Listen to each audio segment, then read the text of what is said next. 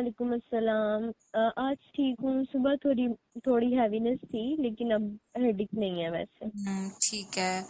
अच्छा, कोई आज ऐसी सिम्टम्स बताएं जो आपको अनयूजुअल माइग्रेन पैटर्न से डिफरेंट लगी हो। नहीं, ऐसा कुछ नहीं हुआ। ठीक है। पिछले सेशन के बाद पर्सनल माइग्रेन साइकिल समझने पर आपने कोई भी चीज डिफरेंट नोटिस की है आज? जी, मैंने नोटिस किया है कि हल्का साइन आते ही ना मैं फ्यूचर के बारे में सोचना स्टार्ट कर देती हूँ। फिर मैं या तो बहुत काम फास्ट करने लग जाती हूँ या बिल्कुल ही छोड़ देती हूँ। ये ऑब्जर्वेशन आज के सेशन से डायरेक्टली कनेक्ट होती है माहम। आज हम देखेंगे कि स्ट्रेसफुल सिचुएशन और माइग्रेन के दरमियान सिर्फ सिचुएशन नहीं, बल्कि उस सिचुएशन को हम किस तरह से परसीव करते हैं, किस तरह से उसका मीनिंग लेते हैं, वो भी हमारे रिस्पॉन्स को काफी ज्यादा इफेक्ट करता है, जिससे हमारी माइग्रेन बढ़ सकती है। ठीक है। ठीक है। अच्छा, अब हम अपने होमवर्क को रिव्यू कर लेते हैं। पहले ट्रैकर का शॉर्ट रिव्यू बताएं मुझे कि इस हफ्ते आपकी हेडेक कितनी डेज थी। हम्म 2 दिन माइग्रेन हुआ था और एक दिन सिर्फ माइल्ड सा हेडेक था। ठीक है। और क्या आपके लिए ये शीट फिल करना मैनेजेबल रहा? जी, लेकिन एक दिन मैं हर थोड़ी देर बाद मतलब पेन रेट कर रही थी। ठीक है। फिर आपको कैसा लगा माहम? मैं और ज्यादा अलर्ट होगी, हर हाफ और बाद चेक करी थी कि पेन बढ़ रही है या नहीं। हम्म तो ट्रैकर ऑब्जर्व करने की बजाय ना आपने मॉनिटरिंग का प्रेशर ज्यादा ले लिया अपने ऊपर, है ना? जी, ऐसा ही है। अच्छा माहम, कोई बात नहीं। इस वीक ना हम ट्रैकर को सिंपल रखेंगे बिल्कुल भी। हम आपको ज्यादा काम नहीं देंगे, बल्कि हम सिर्फ थोड़ा सा काम करेंगे। आपने हर सेंसेशन को चेक नहीं करना। ठीक है। अच्छा, ठीक है। सेकंड माइग्रेन डेज में से किस दिन स्ट्रेस ज्यादा आपके लिए नोटिसेबल था? वेडनेसडे को सुपरवाइजर ने कहा था कि क्लाइंट ने डिजाइन में चेंजेस मांगे हैं और हम्म रिवाइज वर्जन सेम डे भेजना है। हम्म, तब ठीक है। तो उस वक्त माइग्रेन ऑलरेडी स्टार्ट थी या आपको इस न्यूज के सुनने के बाद हुई?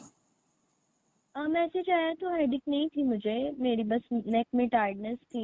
हम्म, मैसेज पढ़ने के बाद टेंशन बढ़ी और तकरीबन 2 घंटे बाद मुझे फिर से माइग्रेन की पेन स्टार्ट हो गई। हम्म, ठीक है। यानी कि आपको जो सुपरवाइजर का मैसेज मिला था, हम ये नहीं कहेंगे कि उसने आपकी माइग्रेन कॉज की है, लेकिन ये सिचुएशन जो है ना, हमें स्ट्रेस रिस्पॉन्स समझाने के लिए काफी यूजफुल रहेगी।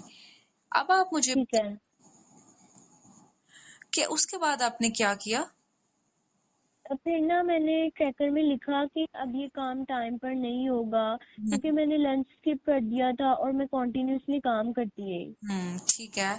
आज हम इसी सिचुएशन को यूज करके स्ट्रेस सिचुएशन को देखने का तरीका और इनका रिस्पॉन्स का क्या कनेक्शन है, इसको भी समझते हैं। ठीक है। ठीक है। आज का एजेंडा सेट कर लेते हैं माहम। आज पहले हम समझेंगे कि स्ट्रेस असल में क्या होता है और एक ही सिचुएशन को दो लोग किस तरह से डिफरेंटली परसीव करते हैं। फिर हम आपकी वेडनेसडे वाली जो वर्क सिचुएशन है उसको भी थॉरली नोट डाउन करेंगे। और उसके बाद ना आज हम अपने सेशन में एक छोटी सी बड़ी मजे की बैली ब्रीथिंग सीखेंगे, जो आपकी जब भी माइग्रेन स्टार्ट होती है ना, तो उसकी एक्स्ट्रा अलर्टनेस और टेंशन को रिलीज करने के लिए काफी हेल्पफुल होगी। ठीक है। ठीक है। तो क्या ब्रीथिंग माइग्रेन स्टार्ट होने से रोक सकती है? ब्रीथिंग जो होती है वो माइग्रेन को स्टार्ट होने से रोकती नहीं है, लेकिन जब हम मेडिसिन खाते हैं ना, उसके साथ साथ हमें एक्स्ट्रा टेंशन और पैनिक भी होना स्टार्ट हो जाता है माइग्रेन की वजह से। तो क्या ये जो ब्रीदिंग होगी ना, वो आपके जो नर्व्स को सिर्फ काम डाउन करेगी और आपके लिए काफी हेल्पफुल रहेगी। ठीक है। ठीक है। चले, अब मैं आपको स्ट्रेस को सिंपल वर्ड्स में बताती हूँ कि स्ट्रेस सिर्फ कोई भी डिफिकल्ट इवेंट नहीं होता वहां। स्ट्रेस में ना दो चीजें होती हैं। पहली ये कि सिचुएशन, कि उस सिचुएशन में हो क्या रहा है, और दूसरा ये कि हमारा माइंड उस सिचुएशन को क्या परसीव कर रहा है। मिसाल के तौर पर सुपरवाइजर ने आपको मैसेज दिया ना कि क्लाइंट ने चेंजेस मांगे हैं और रिवाइज डिसीजन सेम डे पे भेजना है। उस मैसेज को पढ़कर आपके माइंड ने क्या मतलब निकाला? मुझे लगा कि इतना कम टाइम है, तो मेरा काम टाइम पे कंप्लीट नहीं होगा और अगर माइग्रेन स्टार्ट हो गया तो मैं तो बिल्कुल फेल हो जाऊंगी। यानी सुपरवाइजर ने तो आपको सिर्फ एक सिंपल सा मैसेज दिया था और आपके माइंड ने उसको डेंजर समझ लिया, और फौरन से आपने ना फेलियर का एक मीनिंग निकाल लिया कि आप तो जरूर फेल होंगी। जी। अच्छा, आप मुझे बताएं कि एक दूसरा डिजाइनर अगर वो ही मैसेज पढ़कर ये सोच ले कि काम तो ज्यादा है, पहले मैं चेंजेस क्लैरिफाई कर लेता हूँ और फिर से दोबारा जो प्रायोरिटी क्लाइंट की है ना उसको सेट करूंगा, तो मैसेज तो दोनों को सेम मिला है, आपको भी और आपके दूसरे कोलीग को भी, लेकिन दोनों के माइंड का रिस्पॉन्स डिफरेंट है। आपको अब थोड़ा समझ आया है? अम, यानी एक्चुअल प्रॉब्लम भी था और मेरा फियर भी उसके साथ ऐड हो गया। बिल्कुल, यानी कि सिचुएशन इटसेल्फ इतनी स्ट्रेसफुल नहीं थी, लेकिन जब आपने सिचुएशन को काफी ज्यादा डेंजर वाला हम्म। perceive किया ना, तो आपके लिए सिचुएशन मुश्किल हो गई। तो ये हम देखेंगे कि आपका काम तो इजी था और आपने सिर्फ उसका गलत मतलब निकाल लिया और आपको ना वो ज्यादा बर्डन लगने लग गया। तो एक्चुअल प्रॉब्लम तो थी, लेकिन आपका फियर उसके साथ ऐड हो गया। ठीक है। अब ना हम इसको बैलेंस्ड वे में समझना चाहते हैं आपके साथ ही कि इसे माहम की सिचुएशन पर स्टेप बाय स्टेप कैसे हम अप्लाई कर सकते हैं। फॉर एग्जांपल, आपने कहा कि वेडनेसडे को सबसे पहले एक्सटर्नल सिचुएशन आई, तो आप मुझे बताएं माहम वो क्या थी? वेडनेसडे को ना सबसे पहले जो सिचुएशन आई वो ये था कि सुपरवाइजर का मैसेज आया कि क्लाइंट चेंजेस चाहता है और सेम डे रिवाइज डिजाइन भेजना है। उस वक्त हम्म। मुझे पेन नहीं थी, लेकिन बस मेरे ना नेक में टाइटनेस थी। तो मैसेज पढ़ के ना मैं थोड़ी डिस्टर्ब हो गई। हम्म। ठीक है। और फिर माइग्रेन के बारे में आपको ये ख्याल आया कि अगर आपकी माइग्रेन स्टार्ट हो गई तो सब कुछ खराब हो जाएगा, और इसके साथ साथ आपका फियर, प्रेशर और इरिटेशन भी बढ़ गई। तो आपका जो काफी बढ़ गया, और आपने बॉडी में कुछ चेंजेस नोटिस की थी उस टाइम पे? जी, अगर फेयर की बात की जाए ना तो वो मेरा 80 था और बॉडी में मेरे शोल्डर्स टाइट हो रहे थे, जॉ भी टाइट थी, सांस भी हम्म। बहुत कम आ रहा था। हम्म। ठीक है, फिर आपने क्या एक्शन लिया माहम?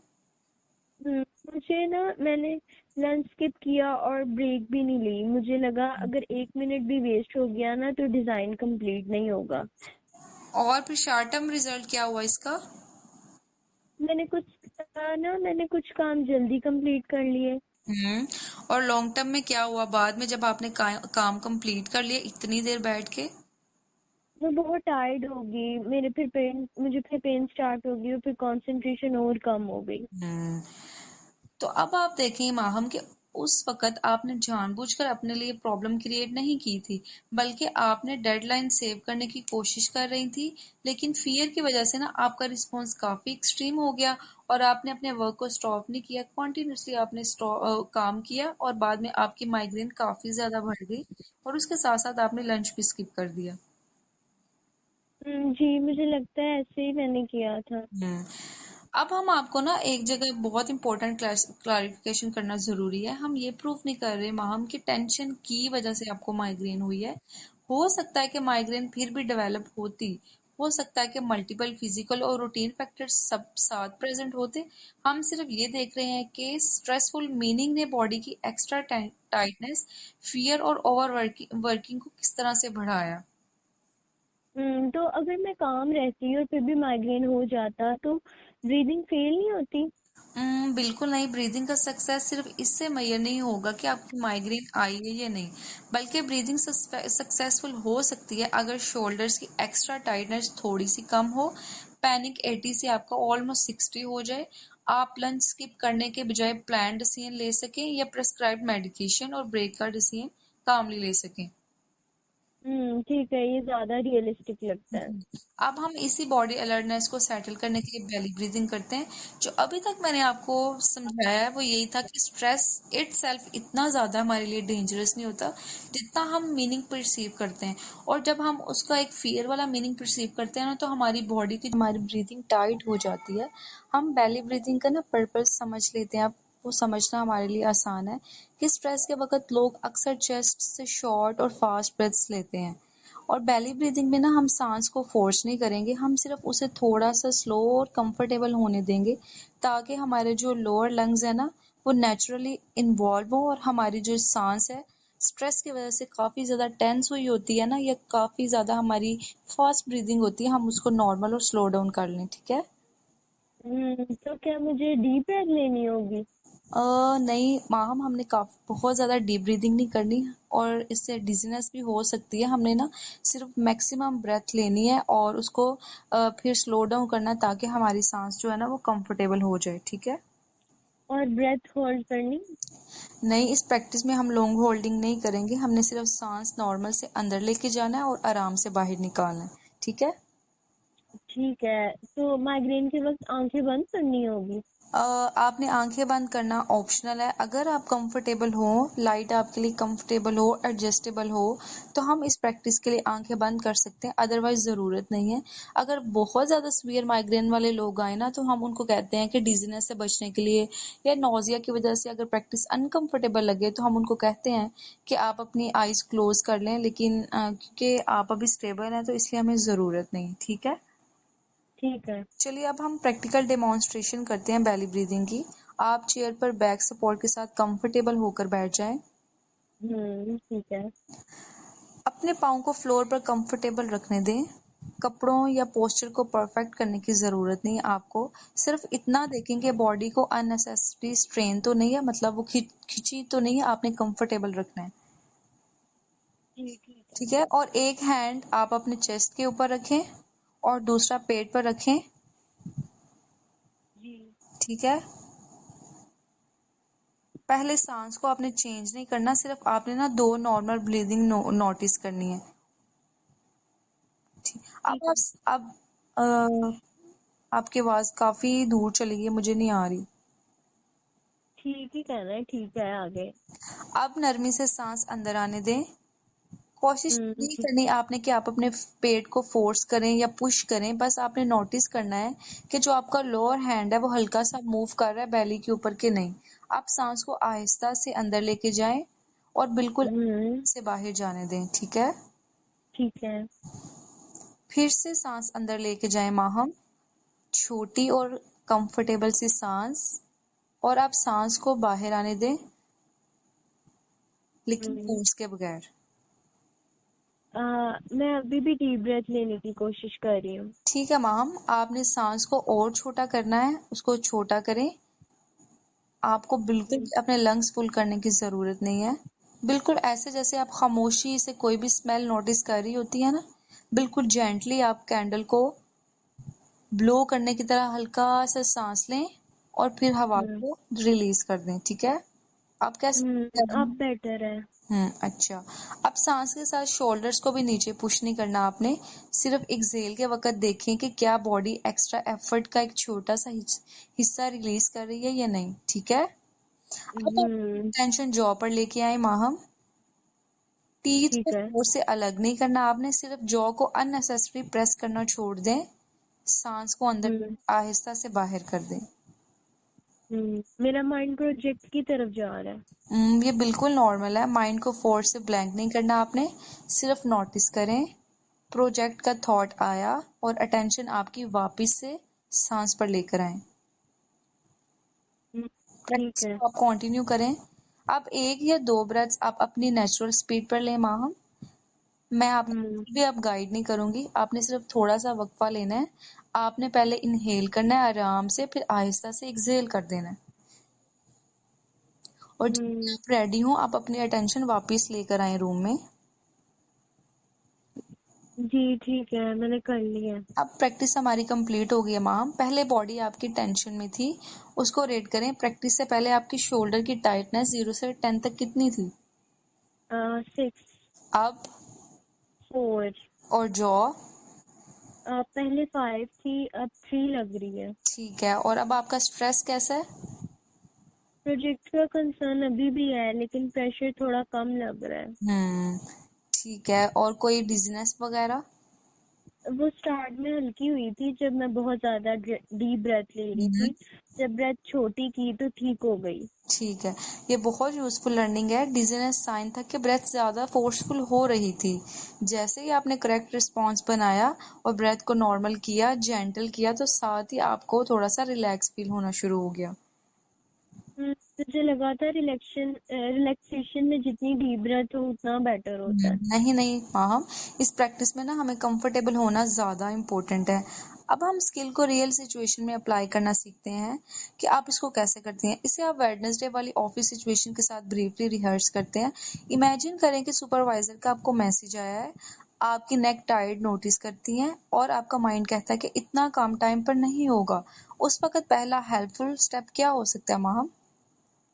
पहला हेल्पफुल स्टेप अगर हम बात करें तो शायद फौरन काम स्टार्ट करने की बजाय 1 मिनट रुक कर बैठ सकते हैं। ब्रीथ सेटल कर लूं फिर मैं अपनी। जी, इसलिए इस 1 मिनट का मतलब आपको डेडलाइन इग्नोर करना नहीं है, बल्कि आपने सिर्फ अपनी पैनिक की बजाय ना अपना प्लान रिस्पॉन्स चूज करना है और आपने बेली ब्रीदिंग करनी है।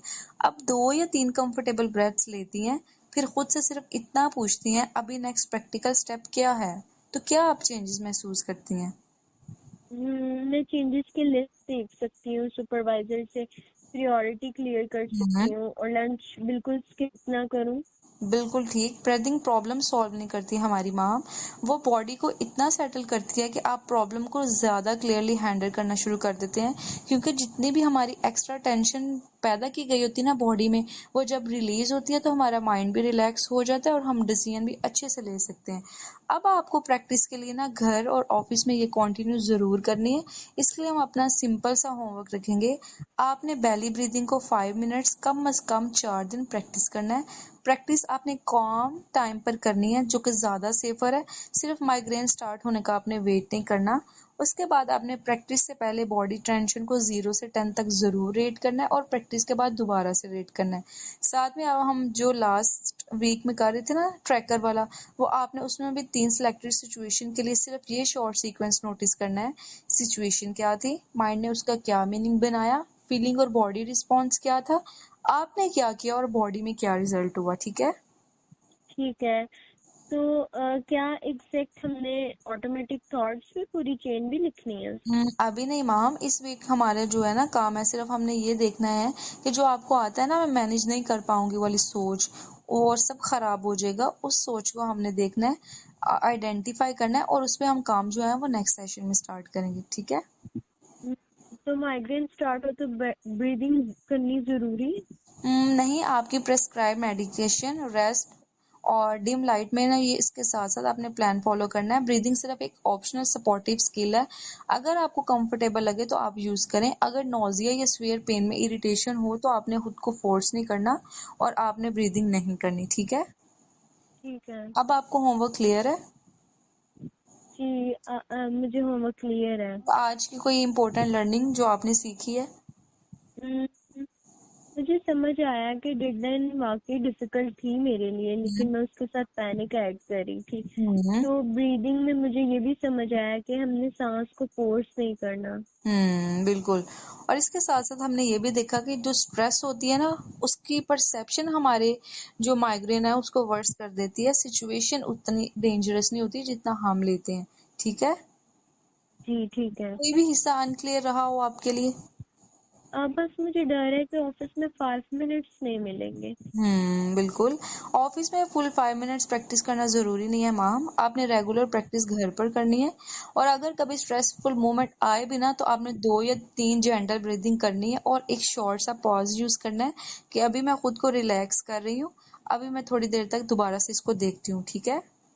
ठीक है। चलिए अगले सेशन में हम ट्रैकर से एक माइग्रेन सिचुएशन चूज करेंगे और देखेंगे कि फिजिकल साइन के साथ साथ दिमाग में एग्जैक्टली कौन सी सोच आती है, उसकी प्रिडिक्शन क्या है। फिर हम उन थॉट्स को चैलेंज करेंगे और फिर हम क्लेरिफाई करेंगे कि इनका बैलेंस्ड वे क्या बन सकता है। टिल देन, अल्लाह हाफिज माहम। अल्लाह हाफिज।